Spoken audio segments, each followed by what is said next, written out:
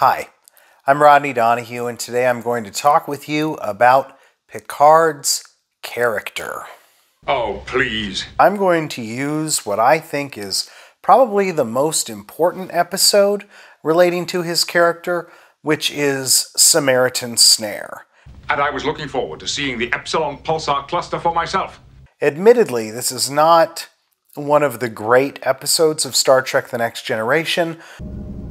Complete waste of time. But it does a very good job of isolating Picard's character and explaining that Picard is a character that doesn't have a heart.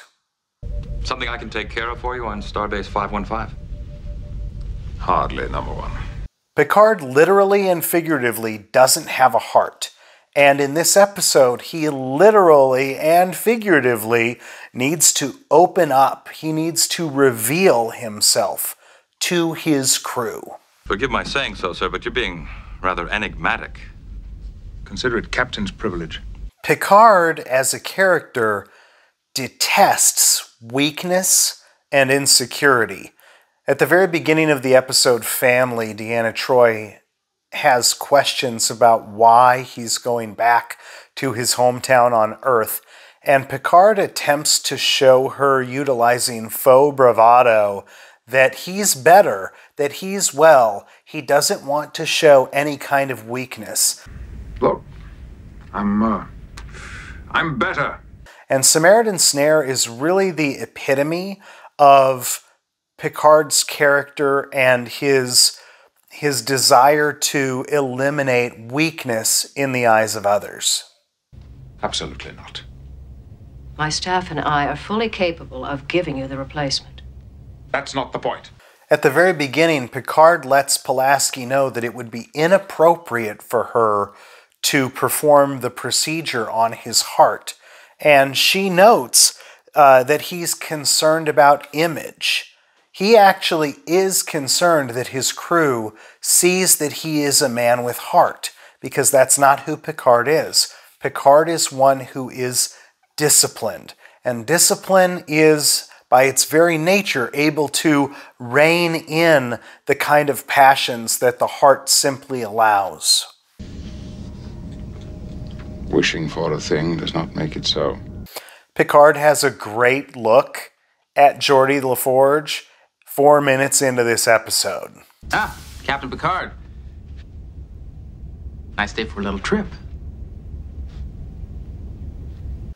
Once Picard is away from the crew, though, he does reveal his condition to Wesley. I just hate the prospect of another damned cardiac replacement.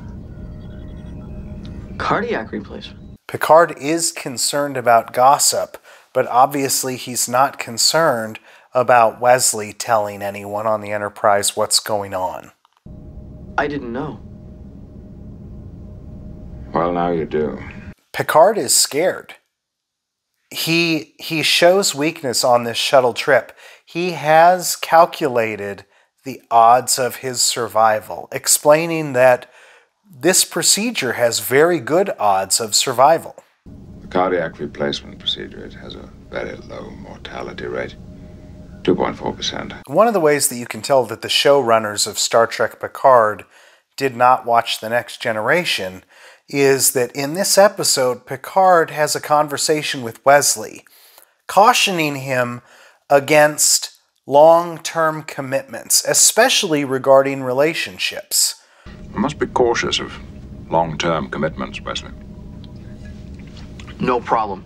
Where women are concerned, I am in complete control. He talks about the cost of ambition, and he tells a story about what it means to be undisciplined. And so these are the things that he really wants to drive into Wesley. He wants Wesley to be a disciplined officer so that he doesn't wind up losing his heart. And he wants Wesley to be careful of falling in love with individuals. There is a later episode in Star Trek The Next Generation called Lessons, where Picard does in fact fall in love with a woman. He just cannot handle being in love and his command. He can't have authority over this woman and be concerned for her safety at the same time. He just can't do both. And so even though he is disciplined, it's not that he doesn't know how to love. It's not that he's incapable of it.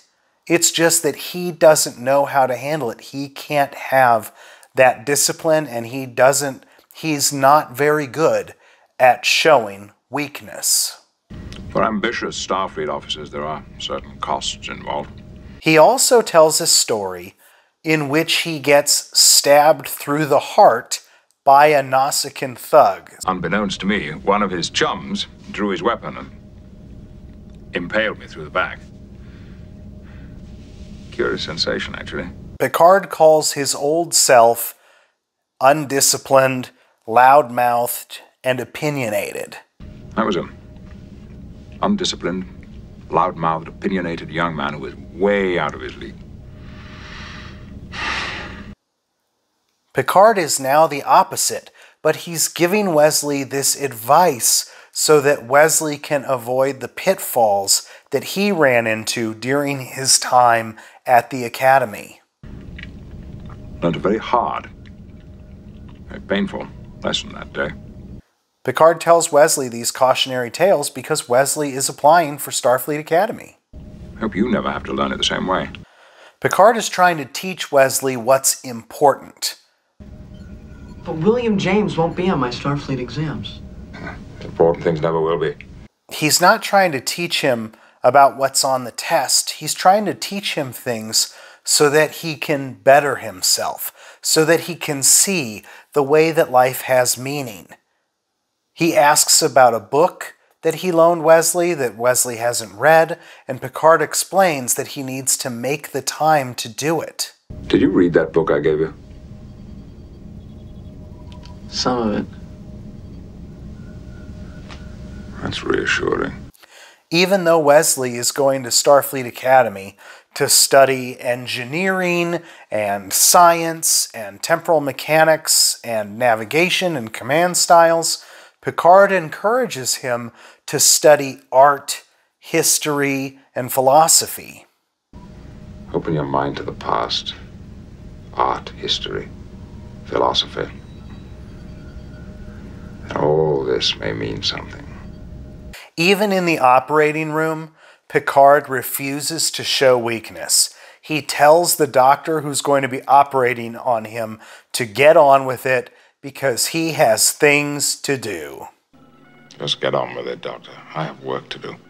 When Picard wakes up from the surgery and sees Pulaski, he's very upset because this is the exact thing he didn't want to have happen. He showed his weakness to her and to the crew. If the Enterprise is there, everyone in the crew must know that something happened with Picard's surgery. To which Pulaski responds, "You're still the captain. You're still invincible." Oh, come on. When Picard shows up on the bridge, everyone claps, and Picard rebukes them.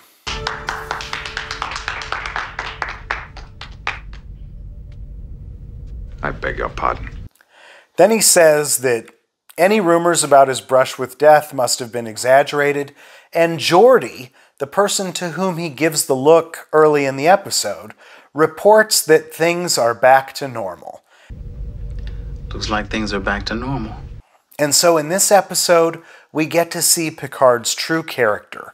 He's someone who's disciplined, he doesn't want to show weakness, but he does have feelings. I didn't want you involved in this. Even though he doesn't have a literal heart, he figuratively does. And he shares that heart with Wesley. He doesn't need to share it with everyone else because they've already been through the Academy.